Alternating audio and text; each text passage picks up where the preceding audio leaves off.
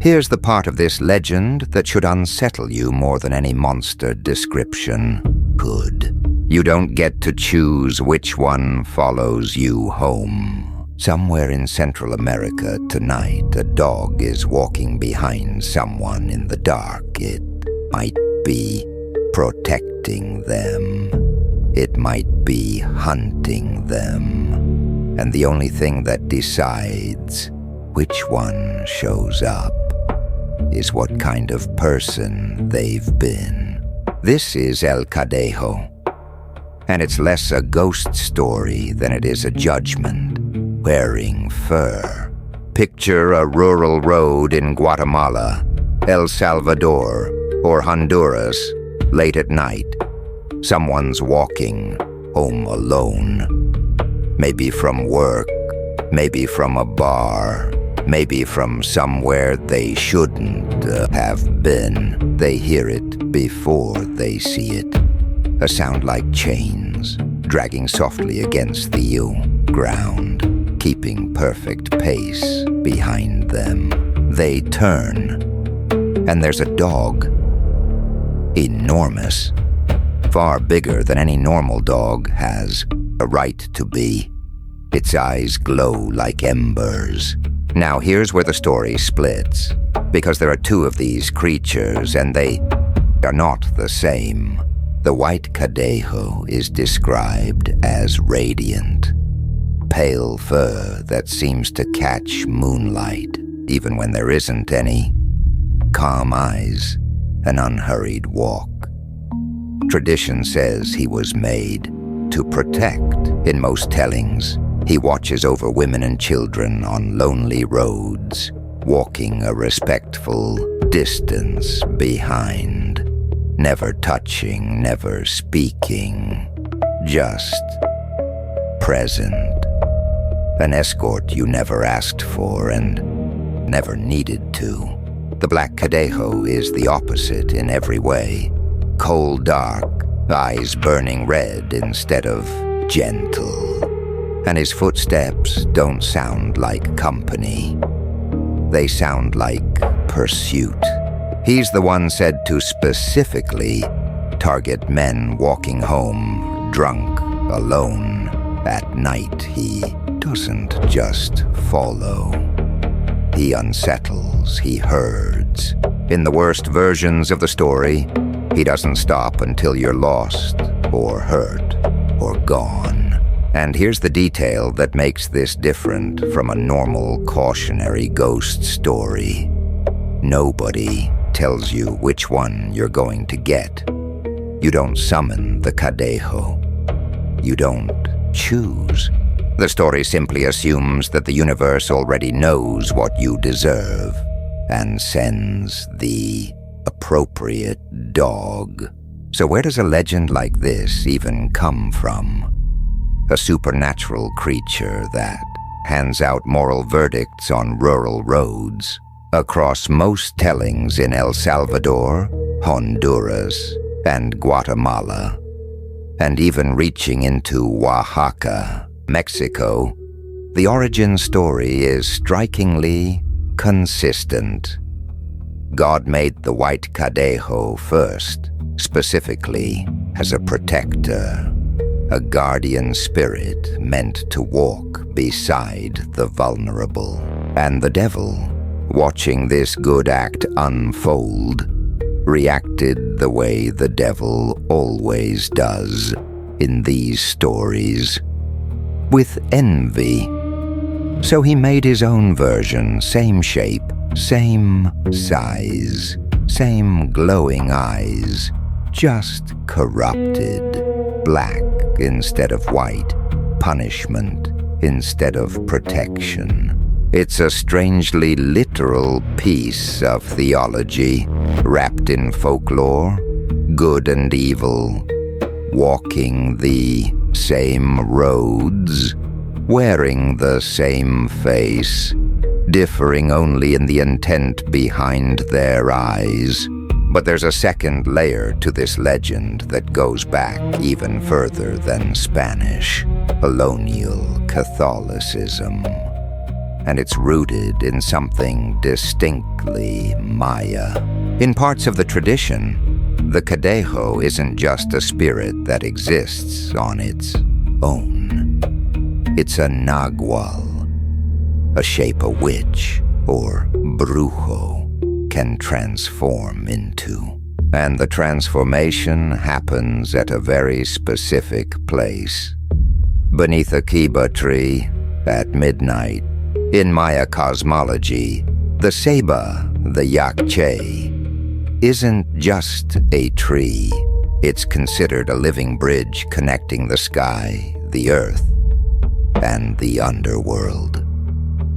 A witch choosing that exact spot to transform isn't random. They're using a doorway between worlds to become something that isn't fully of this one. So depending on which version reaches you, El Cadejo is either a divine guardian and a demonic hunter sent by opposing cosmic forces, or a human being who chose, deliberately, to become something else beneath a sacred tree at the 1 hour of the Ediptonicht when the boundary between worlds goes thin. Most folklore fades the further you get from the fireplace. It was born beside. The Cadejo didn't. This legend crossed borders. It's told with local variation across Guatemala, El Salvador, Honduras, Nicaragua, and Costa Rica, always keeping the same core. An enormous spectral dog, glowing eyes, that metallic dragging sound announcing its arrival, and a verdict about you baked into which color shows up. And it didn't just survive in grandmother's stories. It got promoted. In Guatemala and El Salvador, El Cadejo has genuinely appeared in public health campaigns, using the legend's own internal logic against a real modern problem: drinking and walking home, alone at night. If generations of children grew up afraid of what might be waiting for a drunk man on a dark road, that fear didn't need reinventing. It just needed a government logo. The legend also climbed into literature at the highest level.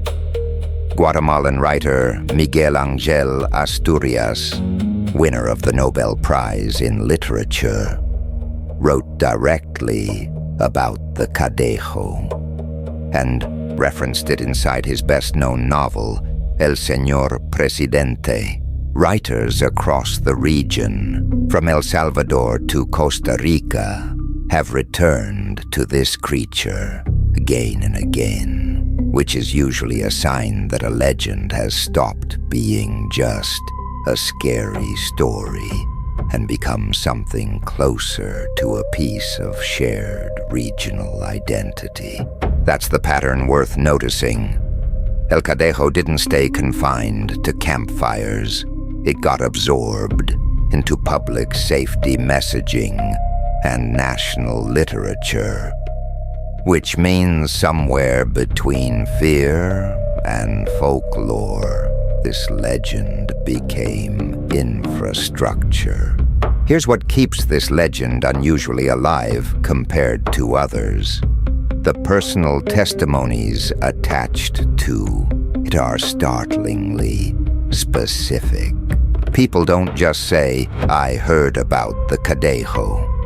They describe exact nights. A young man who kept finding a white dog waiting outside his door, one that vanished the instant he stepped inside, never once letting itself be touched.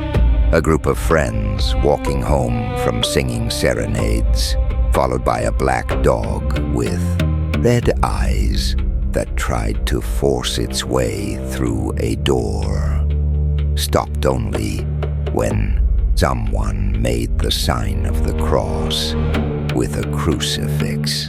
And one detail that shows up again and again in the darker tellings.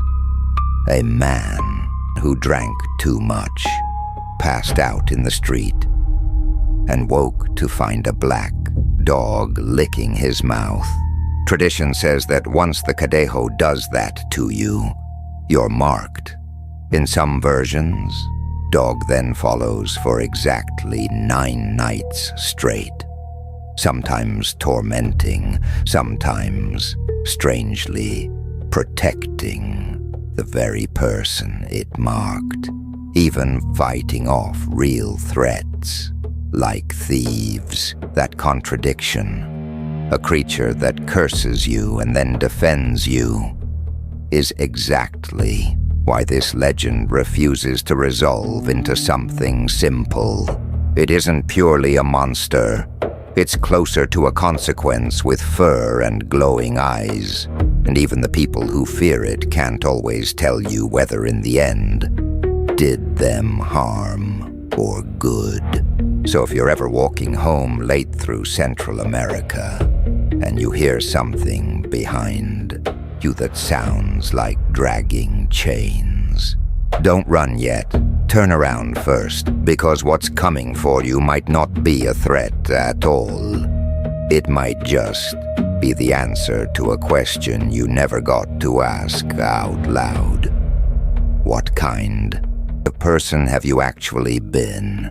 Which legend from your country scared you the most as a kid? Tell me in the comments. I read every one. And if you want more legends like this, real folklore, real history, no fake jump scares, subscribe. New legend every week. Next week, a spirit of the sea who decides with a single dance whether your entire village eats this month.